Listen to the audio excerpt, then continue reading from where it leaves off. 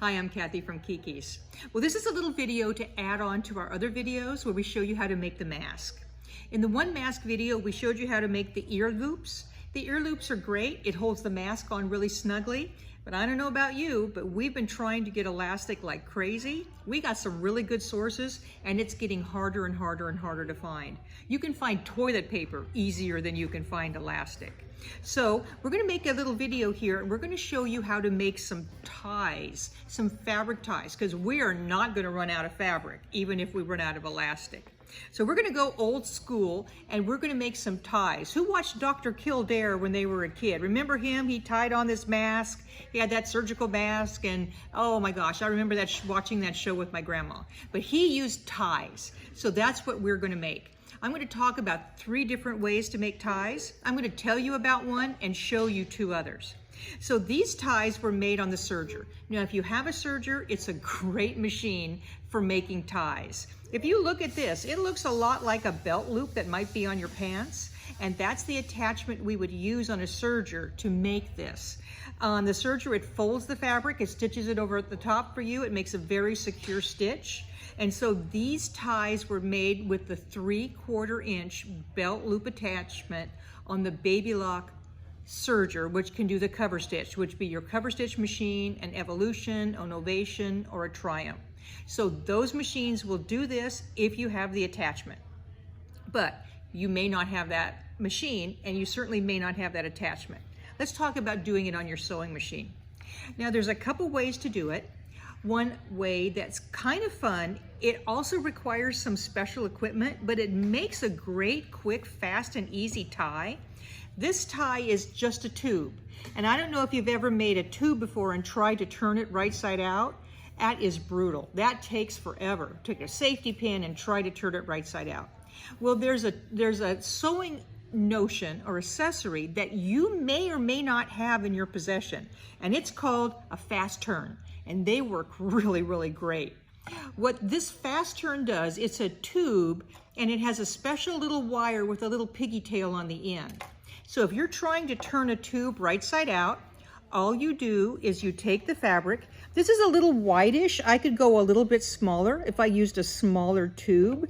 But all you do is you take this, you put it right sides together, and you just sew a seam right down there. The tube part that's going to become the strap is right here. I went ahead and did that. I sewed right along in here, and this finished is probably about 3/4 of an inch doubled. So this is probably about a 2-inch piece of fabric. What you do to turn this, it's really pretty easy.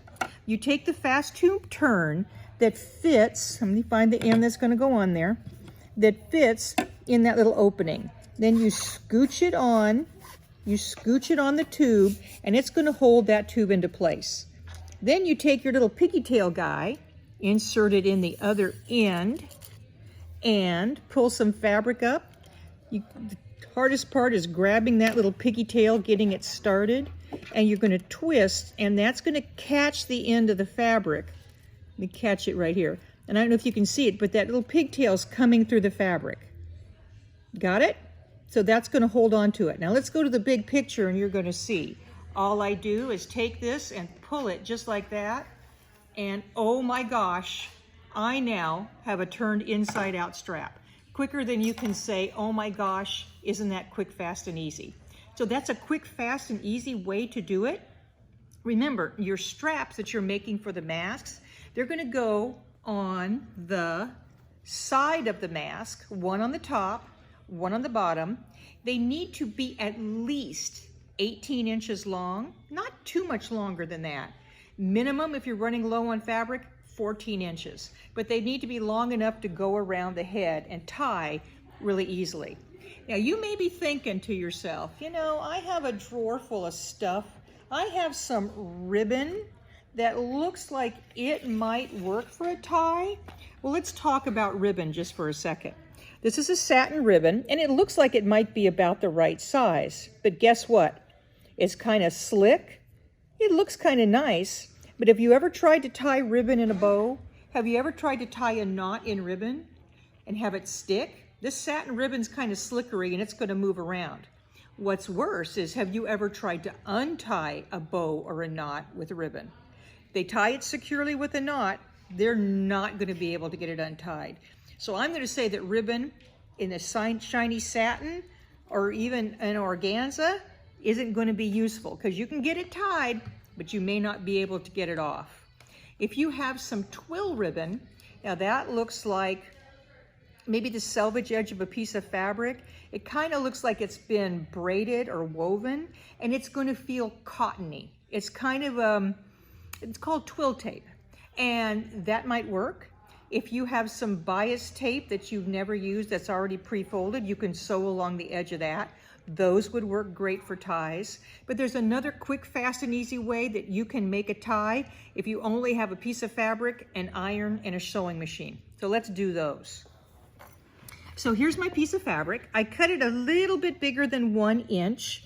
And what I'm going to do is I'm going to iron the sides down just like this. And when it finishes, it's going to be have a zigzag on it that's going to cover that raw edge, and it's going to work pretty good, nice and strong.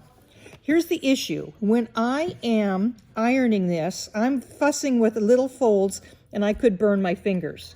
So I'm going to take the iron. I'm going to show you the trick that I do. I fold 1/2 over. I fold it just like this. Do as much as I can.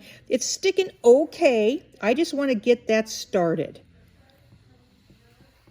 And I'm going to go down the length of my piece of fabric, doing the one side. All right, that's pretty hot, but down here where I started, not so hot. I can touch it. I'm going to take the fabric. I'm going to fold it over so that that raw edge is right in the middle. And I'm not going to fuss too much on getting these folds super crisp, because A, that would take me a long time, and B, I might burn my fingers. I'm going to show you how you can do it with just a gentle iron and come on in and have it really go really slick through the sewing machine. All right, I've got those done. Now, here's the trick. This is actually a sewing trick that they use in the best sweatshops.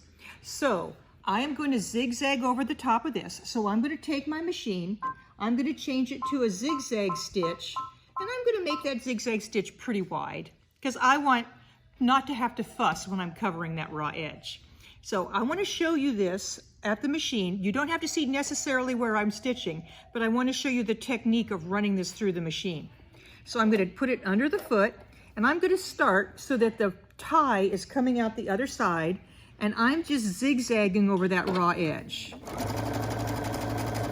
So far, so good. Now, I'm going to get a little bit more under there. Do you see how that fabric is opening up? You would think you would have to go into the iron and iron that a little bit more, but here's a trick. My grandma used to say it's a trick with a hole in it. I don't know what that means, but it just sounds like something my grandma would say. I had no idea, but it made sense to me at the time.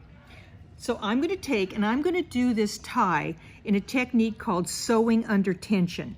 What that means is I'm going to hold the front and the back of my tie. I'm going to give it a little pull and watch what happens when I put a little tension on it. It folds those folds beautifully in place. Now I'm going to hold some tension on it just like this, but I'm going to let the machine pull it through. In other words, I'm not pulling from the back. The machine is pulling it through. So as the machine pulls it, my hands are coming forward. When I run out, I'm going to stop, I'm going to adjust, I'm going to give a little tug on it, and look at how it pops that raw edge right on down.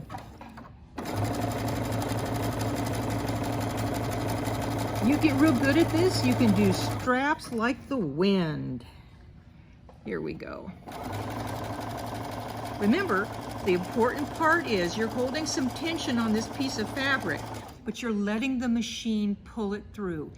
Don't pull on the back of the fabric, because you're going to not let the machine do its work, and it wants to work.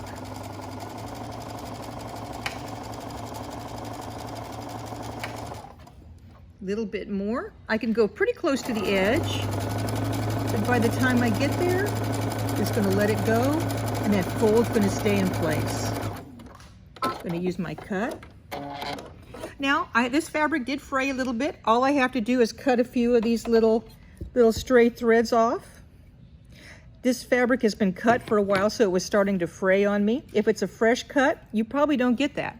So there I did a strap pretty fast. I had done another one before you started to watch me on the video.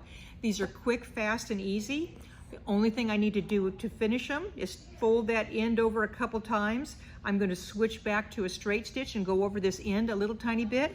I guess you could tie a knot in it, but there's a chance that it might come out.